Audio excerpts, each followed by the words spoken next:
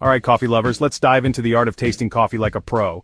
Sure, you might love your morning cup, but when was the last time you really tasted it? Step 1. Pick up your cup and inhale deeply. That aroma? It's not just about smelling good.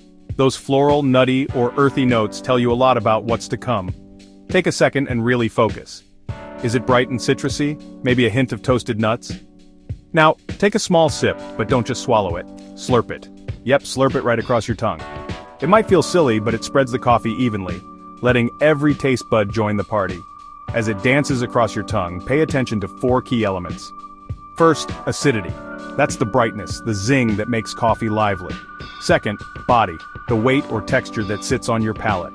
Is it light like tea or heavier, almost creamy? Next, the flavor itself. This is where things get exciting. Are you picking up fruity notes, a bit of chocolate, maybe some spice? Each coffee tells its own story. And finally, aftertaste. Once you swallow, what lingers? Is it smooth, bitter, sweet, or something totally unexpected? Between cups, cleanse your palate with a sip of water. This resets your taste buds, so each coffee gets a fair shot. Want to get even better? Taste 2 coffees side by side. Comparing them sharpens your senses, helping you spot differences you might have missed. And don't forget a tasting sheet. Jot down what you notice. It's a great way to track preferences and discover new favorites. So next time you brew a cup, slow down and really taste it. You'll be amazed at what you find. 60 Sec University Niner 168 was provided by laproveeurope, source of nopal and pinole.